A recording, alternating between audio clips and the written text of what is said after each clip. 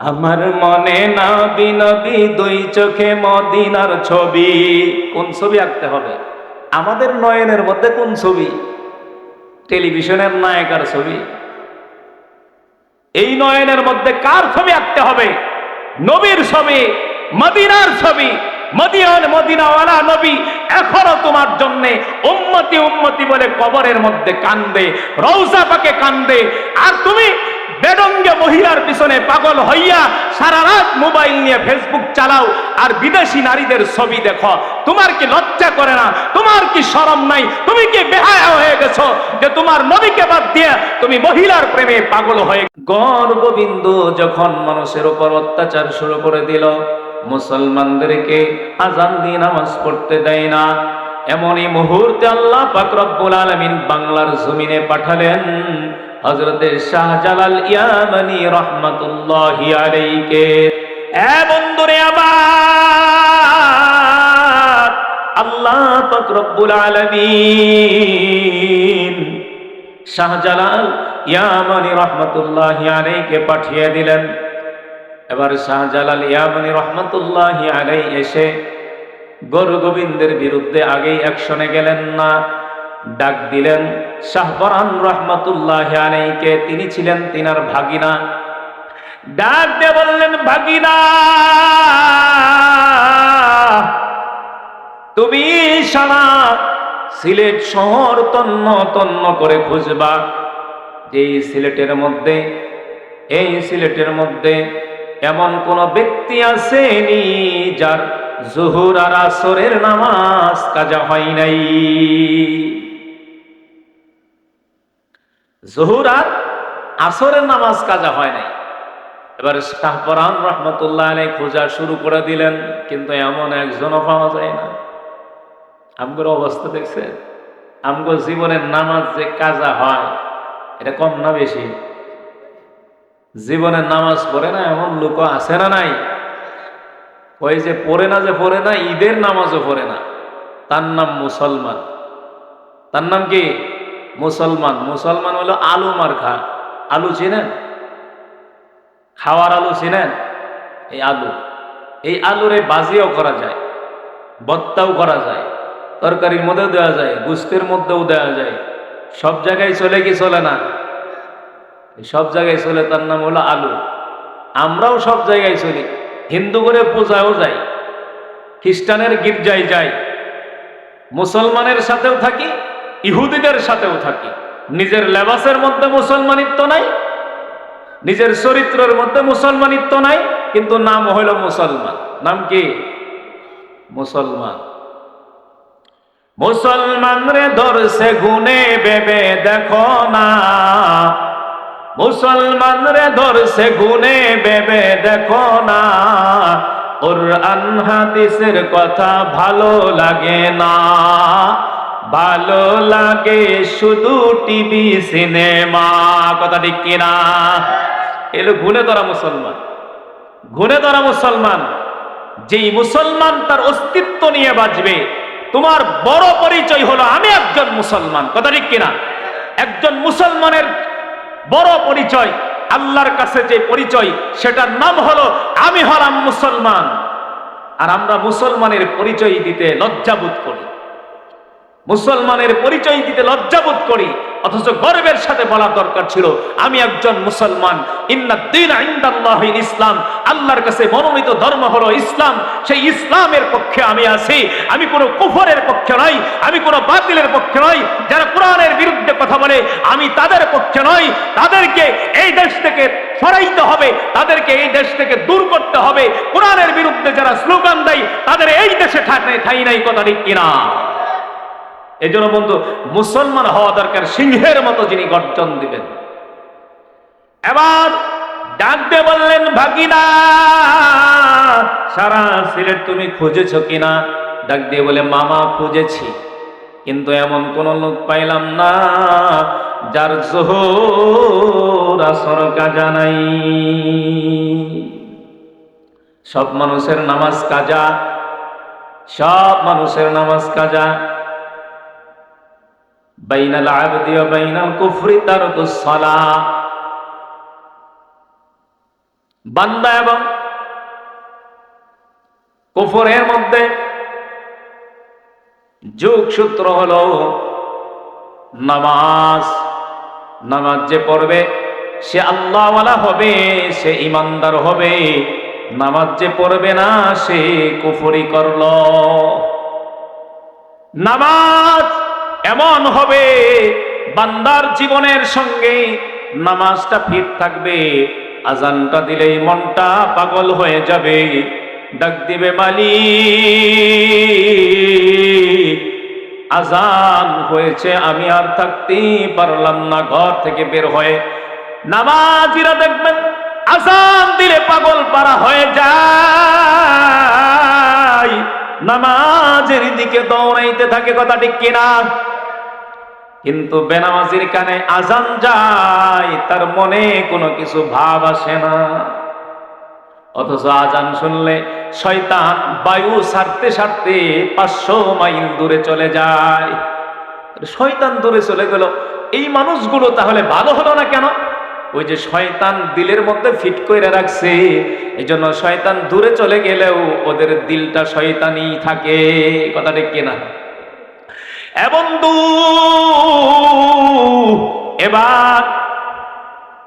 এবার শাহজালাল ইয়ামানি রহমাতুল্লাহি আলাইহি জিজ্ঞেস করলেন, বাগিনা খুঁজেছো কিনা? ও খুঁজেছি, পাই নাই। বলে তুমি বলো তো দেখি, জীবনে তোমার নামাজ কাজা হয়েছে কিনা? এবার ডাক দিয়ে বলে, মামা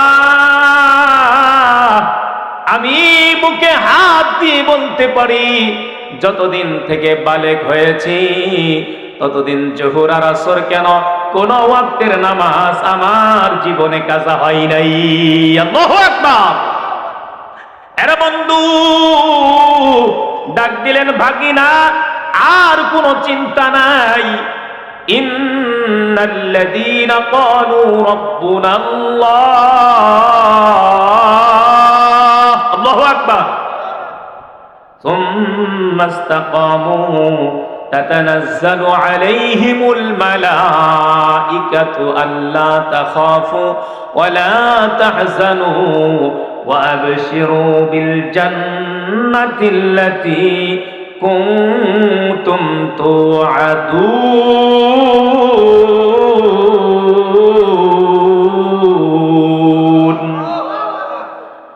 الله বলেছেন, ইন্নাল্লাযীনা যারা কালু যারা বলে রব্বুনাল্লাহ আমাদের রব হলেন কে? জোরে বলেন কে? আল্লাহ আমাদের রব। সুম্মা ইসতাকামু, রব বলার পরে এই কথার উপরে ইস্তেকামাত থাকে, ধীর থাকে, লড়চড় করে না, এক বিন্দু পরিমাণও লড়ে না, চলে না, এই কথার উপরেই থাকে। আল্লাহ তাখাফু ওয়ালা তাহজানু ثم استقاموا تتنزل عليهم الملائكة, বলে তাদের কাছে ফেরেশতা অবতীর্ণ হয়। কে আসে? ফেরেশতা আসে। কোন কথার কারণে? বলে যে আমাদের রব হলেন আমাদের আল্লাহ। আল্লাহকে যে রব বলে মেনেছে, আমার পাল্লেওয়ালা হলেন আল্লাহ, আমার রিজিকদাতা আল্লাহ, আমাকে সব দিক থেকে রক্ষণাবেক্ষণ করেন যিনি, তিনি হলেন কে? আমরা চাইবো কার কাছে? আমরা চাইবো কার কাছে? ইয়া আইয়ুহাল্লাযীনা আমানু ইসতাঈনু বিস-সাবরি ওয়াস-সালাত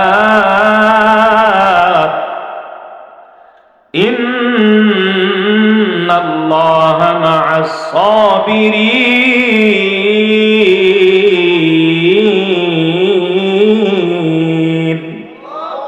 আল্লাহ বলেছেন, ওয়ামান আ'রাদা আন যিকরি ফাইন্না লাহু মাঈশাতান দানকাও ওয়া নাহশুরুহু ইয়াওমাল কিয়ামাতি আ'মা। যে ব্যক্তি আমার জিকির থেকে তার চেহারা ফিরিয়ে নিবে, যে ব্যক্তি আমার জিকির থেকে বিমুখ হয়ে যাবে, আল্লাহ বলেন আমি তার রিজিককে সংকীর্ণ করে দিব। কি করে দিব? যেই রিজিকের জন্য দূর পারো, যেই রিজিকের জন্য ঘর বাড়ি ছাড়ো, যেই রিজিকের জন্য মানুষের মাথায় বাড়ি দাও, যেই রিজিকের জন্য চাঁদাবাজি করো, টেন্ডারবাজি করো, কথা ঠিক কিনা? বলে যেই রিজিকের জন্য ঘর বাড়ির জন্য টাকা পয়সা চাই, ব্যাংক ব্যালেন্স চাই, এগুলোর জন্য মরিয়া হয়ে গেছো, আল্লাহর ঘর মসজিদ ভুলে গেছো। আল্লাহর ঘরে আজান হয় 5 ওয়াক্ত, তুমি যাও না 1 ওয়াক্ত, বলে চরিত্র হইলেও ফুলের মতো। এরকম লোক আছে না? স্লোগান দেয়, এই যে নির্বাচন আসতেছে, নির্বাচনে স্লোগান দিবেন না আপনারা? অমুক ভাইয়ের চরিত্র ফুলের মতো পবিত্র, নামাজ পড়ে না 1 ওয়াক্ত, আছে না নাই? 1 কাপ চা খাইয়া পাগল হইয়া গেলা, আর জোরে জোরে বলো অমুক ভাইয়ের চরিত্র ফুলের মতো পবিত্র, নামাজ পড়ে না 1 ওয়াক্ত। আল্লাহ বলেন সে হলো জালিম, যে আমার ঘরে যায় 1 ওয়াক্ত নামাজ পড়ে না, তার চরিত্র ফুলের মতো হইতে পারে না। কথা ঠিক কিনা? এজন্য বন্ধু বলতেছিলাম, আল্লাহর কাছে সাহায্য চাবেন কার কাছে? কার কাছে? এমপির কাছে, মন্ত্রীর কাছে, চেয়ারম্যানের কাছে, প্রধানমন্ত্রীর কাছে? না না, কার কাছে চাইবো? আল্লাহর কাছে। আল্লাহ শিখায়ও দিছে, ইয়া আইয়ুহাল্লাযীনা আমানুস্তাঈনু বিস-সাবরি ওয়াস-সালাহ।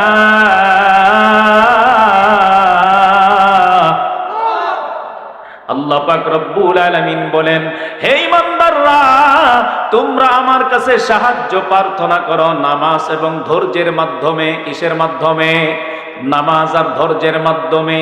যার নামাজটা হবে ধৈর্যের সাথে, ধৈর্য নিয়ে থাকতে পারবে, ধৈর্য নিয়ে থাকবে, বিপদ আসবে, মুসিবত আসবে, আল্লাহর পরীক্ষা আসবে,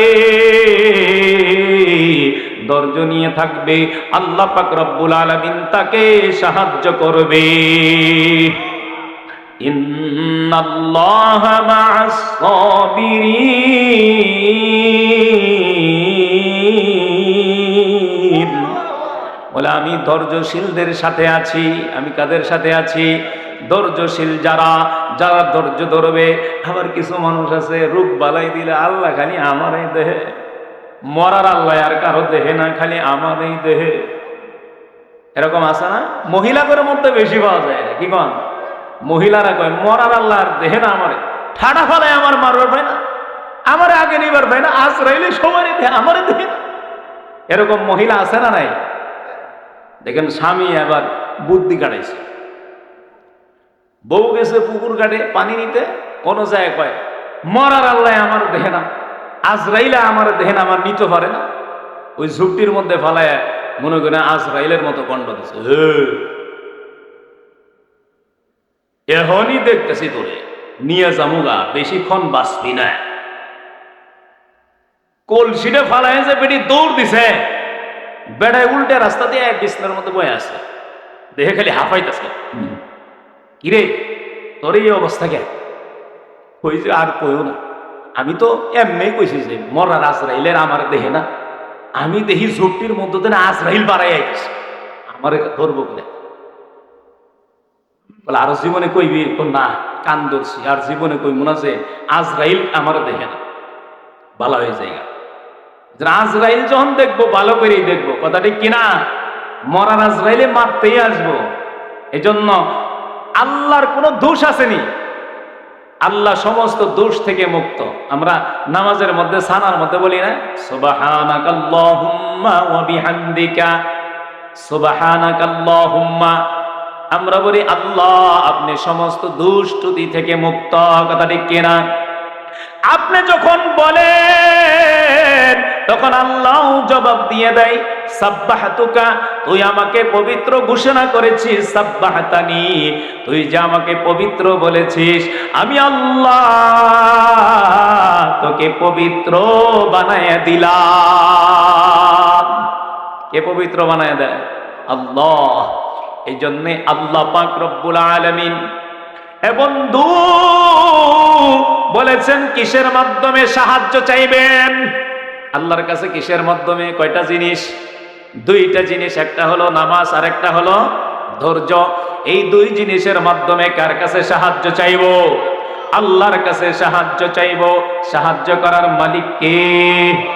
দুনিয়াতে যদি কেউ কারো না থাকে, ওই বান্দার কে হয়ে যান? আল্লাহ বলেন কে হন? আল্লাহই সবকিছু হয়ে যান। মুসা আলাইহিস সালাতু ওয়াস সালামের জামানায় একজন ব্যক্তি অনেক 200 বছর পর্যন্ত বাঁচছে, কিন্তু কোনো নেক আমল করে নাই, শুধু জঘন্য কাজ করছে, খারাপ কাজ করছে। মানুষরা তার মরণের পরে দাফন করবে তো দূরের কথা, তাকে নিয়ে জঙ্গলের মধ্যে নিয়ে ময়লা স্তূপের মধ্যে নিয়ে ফেলে দিয়েছে। আল্লাহ পাক রব্বুল আলামিন মুসা আলাইহিস সালাতু ওয়াস সালামের কাছে ওহী নাজিল করছে, এ মুসা যাও যাও জঙ্গলের ভিতরে আমার একজন বন্ধু মারা গেছে, তার দাফন কাফনের ব্যবস্থা তুমি করো। মুসা পয়গম্বর আল্লাহর কথা শুনে জঙ্গলের মধ্যে চলে গেলেন। জঙ্গলের মধ্যে যাওয়ার পর দেখলেন যে ওই যে নাফরমান যে 200 বছরের মধ্যে কোনো নেক আমল করে নাই, শুধু গুনাহ আর গুনাহ করছি। এবার দেখিয়া ডাকতেছে, আল্লাহ দুনিয়ার মানুষ যারে ভালো কই না, দুনিয়ার মানুষ যারে ভালোবাসে না, ওই মানুষটারে তুমি বলছো আমার বন্ধু। আমি তো আশ্চর্য হয়ে গেলাম, এই মানুষটা এই গুনাহগার কেমনে তোমার বন্ধু হয়? আল্লাহ ডাক দিয়ে বলছে, মুসা তোমার জন্য কি নাজিল করেছিলাম? তাওরাত। ও তাওরাত কিতাবটা প্রতিদিন খুলতো, খুইলা খুইলা দেখতো, যেই জায়গাতে আমার নবী মুহাম্মাদের নাম আছে ওই মুহাম্মাদের নামের মধ্যে মুখটা লাগায়া সুমা খাইতো। এজন্য বন্ধু চোখে মুখে লাগাইছে, চুমা খাইছে, চুমা খাইছে। ডাক দে বলে, মুসা আমার পয়গম্বর এমন একজন পয়গম্বর, শেষ নবী, যেই নবীর নামের সাথে নাম লাগাবে কিয়ামতের ময়দানে আল্লাহ ডাক দিয়ে বলবে, ইয়া মুহাম্মদ। আল্লাহু আকবার। ইয়া মুহাম্মদ। মুহাম্মদ নামের সাথে যারা নাম মিলায়া লেখছে কাতারে কাতারে উঠে দাঁড়ায় যাবে, কাতারে কাতারে উঠে দাঁড়ায় যাবে। ডাক দিবে, আল্লাহ আমরা মুহাম্মদ, মুহাম্মাদের নাম ধরে ডাক দিয়েছেন। আল্লাহ বলবে, যারা মুহাম্মাদের নামের সাথে নাম মিলায়া তোমার নামটা রাখছো, আমি তোমাদেরকে বিনা হিসাবে জান্নাত দিয়ে দিলাম। পয়গম্বর আরবি সাল্লাল্লাহু আলাইহি সাল্লামের জন্য পাগল হইয়া নবীরা পর্যন্ত দরখাস্ত করছে, ডাক দিছে, মালিক আমরা নবীর উম্মত হতে চাই, আখিরি জামানার নবীর উম্মত বানায়া দাও। আল্লাহু আকবার। নবীরা পর্যন্ত দরখাস্ত করছে। আখিরি নবী তুমি চিনো? ওই নবীকে কি তুমি চিনো রে ভাই? এই নবীকে আল্লাহ পাক রব্বুল আলামিন সমস্ত মানুষকে নিজের হাতের দ্বারা বানাইছে। আমার নবীকে ডাক দিছে, ও পয়গম্বর আপনি বলেন আপনার চেহারার সৌন্দর্যটা কেমন হবে? কোন মানুষরে জিজ্ঞেস করে নাই কেন? আল্লাহ তার নবীকে ডাক দিয়ে বলছেন, নবী গো বলেন তো আপনার চেহারাটা আমি কেমন করে বানাবো? আপনি যেই ফর্মুলা দিবেন আমি ঠিক সেইভাবে বানায়া দিব। আল্লাহর নবীর চেহারা, আল্লাহর নবীকে অনুমতি দেওয়া হয়েছে আপনি কেমন চেহারা চান। ইউসুফ আলাইহিস সালাতু ওয়াস সালামের জন্য মহিলারা ফল কাটতে যাইয়া আঙ্গুল কাটছে।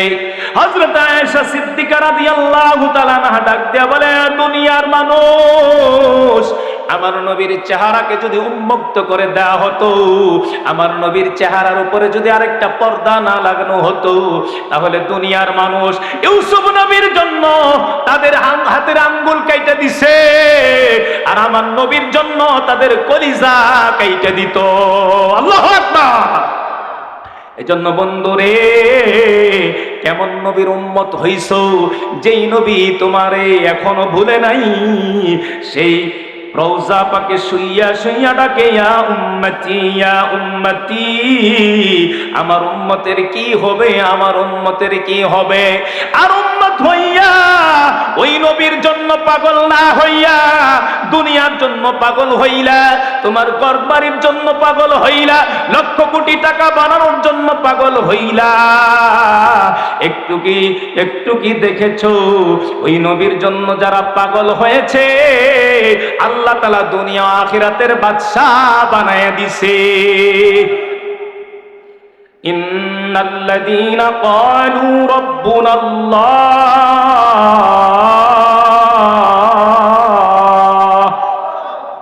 আল্লাহ পাক রব্বুল আলামিন বলে, যারা বলে যে আমাদের রব হলেন কে?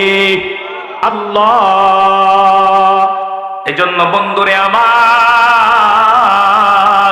আমলের জিন্দেগি বানাইতে হবে। জিন্দেগিটা 2 মিনিটের জিন্দেগি। আপনারা হয়তো মোবাইলের মধ্যে দেখছেন, একজন আলেম ওয়াজ করতেছিল, ওয়াজ করতে করতে এমন অবস্থায় ট্রেজের মধ্যেই মারা গেল। আল্লাহর ভয় দিলের মধ্যে রাখতে হবে। বুশের ভয় করব, বুশের ভয় করব না, না বুশকে ভয় করি না। আমাদের দেশে এমন জালিম এসেছিল বলে তাকেও ভয় করি না, কারণ 20 বছর 15 বছর 17 বছর নির্যাতন করবে। আল্লাহর গজব যখন আসবে, নির্যাতন বন্ধ হয়ে যায়, নিজেকেই পালাতে হবে। কথা ঠিক কিনা? আকাশ পথে ওরাল দিছে মা জননী আমার, সন্তান রেখে চইলা গেলা, খবর নিলা না একবার। কথা ঠিক কিনা? মা জননী গেছে চইলা, বলে নির্যাতন করছে, নির্যাতন করছে। এবার তারা দাড়ি কামায়া, দাড়ি বড় বড় নেতারা দাড়ি কামায়া নৌকা দিয়া পার হয়ে গেছে। ওই জীবন দিছে, তবে নৌকা ছাড়ে নাই। জীবন দিছে কি ছাড়ে নাই? জীবন দিছে, নৌকা ছাড়ে নাই। দেখছেন এদের মহব্বত, দলের মহব্বত আছে, জীবন চলে যাব কিন্তু নৌকা ছাড়বো না, এক হিসেবে তারাই বালা। এর জন্য আমাদেরকে এমন হতে হবে যে জীবন দিব কিন্তু আল্লাহকে ছাড়বো না। কথা ঠিক কিনা? আল্লাহর জন্য জীবন দিব, নবীর জন্য জীবন দিব। নবীর ইজ্জতকে নিয়ে যারা সিনেমিনি খেলে, আল্লাহর কোরআনকে যারা সংসদ থেকে বাতিল করতে চায়, তাদের বিরুদ্ধে আমরা রুখে দাঁড়াবো। কথা ঠিক কিনা? কথা ঠিক কিনা? এ যুবক, তোমাকেই জাগতে হবে।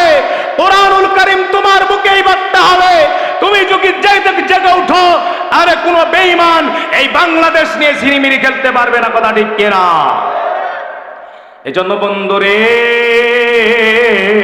আল্লাহর গোলাম হতে হবে। কার? আল্লাহর গোলাম হতে হবে। আল্লাহর নবীর পাগল, আল্লাহর নবীর লেখাগুলোর মধ্যে শুধু চুমা খাইছে। লেখাগুলোর মধ্যে আল্লাহর নবীর নাম মুহাম্মদ, মুহাম্মাদের নামের উপরে চুমু খায়। আল্লাহ রাব্বুল আলামিন ডাক দিয়ে বলে, মুসা পয়গম্বর, ও মুসা, তুমি কি জানো আমার পয়গম্বরের নামের উপরে চুমু খাইছে, মোহাব্বত করছে। এজন্য আমি আল্লাহ আর জিন্দেগির 200 বছরের গুনাহ আমি আল্লাহ মাফ করে দিয়েছি। এজন্য নবীর পাগল হতে হবে, নবীর আশিক হতে হবে। হযরতে আবু বকর, হযরতে আলী, হযরতে উসমান, হযরতে ওমর রাদিয়াল্লাহু তাআলা আনহু একসঙ্গে বসা। এবার হযরতে আবু বকর রাদিয়াল্লাহু তাআলা কে তারা তিনজন ডাক দিয়ে বলছে, ও খলিফাতুল মুসলিমিন, বলেন তো দেখি, আপনি যদি ইন্তেকাল করেন আপনার কবর আমরা কোথায় দিব? এবারে ডাক দিয়ে বলছে, আমি যদি ইন্তেকাল করি তাহলে আমার কবরটা আমার পয়গম্বরের কবরের কাছে যাইবা, ওই রওজার মালিককে যায় সালাম জানাবা। ওই রওজার মালিক যদি সালামের জবাব দিয়ে যদি অনুমতি দেয় তাহলে তার পাশেই আমাকে শোয়া দিবা। আর যদি সালামের জবাব না দেয় তাহলে আমাকে সেখান থেকে নিয়ে দূরে কোথাও দাফন করে দিবা, কারণ আমি তখন বুঝতে পারবো আমি যে 2 বছর দেশ শাসন করলাম, হয়তো আমার শাসনের মধ্যেই, আমার পরিচালনার মধ্যে কোনো ত্রুটি আছে, যার কারণে নবী আমার বেজার হয়ে গেছেন। আবু বকর ইন্তেকাল করেছে, ইন্তেকাল করার পর এবার আবু বকরের লাশটা নিয়ে গেছে, জানাজা দিয়া আবু বকরের লাশ নিয়ে গেছে নবীজির রওজার পাশে, দাঁড়ায় সালাম দিছে। আমার নবী কি সালাম দিবে? কারণ আপনারা জানেন নবী ইন্তেকাল করেছেন কবরের মধ্যে, এবার সালামের উত্তর কিভাবে নিবে, আওয়াজটা কিভাবে আসবে? আরে আল্লাহর গোলাম সালামের উত্তর নিছে কি নাই নাই এই কথাটা বলবো। বন্ধুরে আমার, যেই নবীকে মহাব্বত করে, যে আল্লাহর গোলামি করে, যেই মসজিদে নামাজ পড়ে, যেই মসজিদকে ভালোবেসে, যেই কাবাকে ভালোবেসে, যেই মসজিদকে মহাব্বত করে ভালোবেসে, যেই রব্বে কাবাকে মহাব্বত করে, কবরের সামনে নবীজির রওজার পাশে যাইয়া আবু বকরের লাশ দাঁড় করাইয়া নবীজিকে সালাম দিছে। বলেন তো দেখি, ওই নবীজির পাগলেরা, ওই নবীজির পাগলের দলেরা, বলেন তো দেখি নবী আমার জবাব দিবে কিনা? নবী আমার জবাব দিবে, কিভাবে দিবে? নবীর আওয়াজ কি বাহিরে আসবে? হযরতে আবু বকরের লাশটা কি দাফন করতে দিবে? এ বন্ধু, ওই আবু বকর মসজিদের জন্য পাগল ছিল। সাহাবা একরামদের পাগলামি দেখেছো? বাচ্চাদেরকে জিজ্ঞেস করেছে তোমার বাবা কোথায় গেছে? বলে মসজিদে গেছে। কখন আসবে? বলে আজকেও আসতে পারে, কালকেও আসতে পারে। কই তোমার আব্বু কোথায় গিয়েছে? বাজারে গেছে। কখন আসবে? আপনি ওয়েট করেন, অল্পক্ষণের মধ্যেই চলে আসবে। ওই আবু বকর পাগল ছিল, নবীর প্রেমে জীবন দিল। হযরত আলী পাগল ছিল, নবীর জন্য জীবন দিল। আবু তালহা পাগল ছিল, নবীর জন্য জীবন দিল। তালহা রাদিয়াল্লাহু তাআলা আনহু নবীজির কাছে দাঁড়ানো। এবার কাফির বেঈমানেরা বৃষ্টির মতো নবীজির উপরে তীর ছুঁড়তেছে। হযরত তালহা দাঁড়ায় আছে। নবী ডাক দিয়ে বলেছেন, কে আসরে আমার গায়ে যেন একটাও তীর না লাগে, আমার গায়ে যেন আঘাত না লাগে। আমার গায়ে যদি আঘাত লাগে তোমার গায়ে নাও। কে আসো পাগল আমার? তালহা রাদিয়াল্লাহু তাআলা চলে গেছেন। নবীজি বলেন তো দেখি কি করা লাগবে? আমি যদি আপনার তীরগুলো আমার শরীরের মধ্যে নেই, তাহলে আমাকে কি করবেন? বলে আমি তোমাকে সুপারিশ করে জান্নাতের মেহমান বানায় দিব।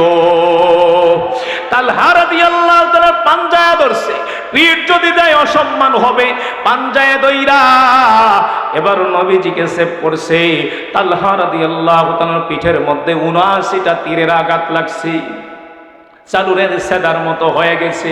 নবীজি উরার উপরে শুয়ায়া এবার বলেছে, আমার তালহা হলো জান্নাতি।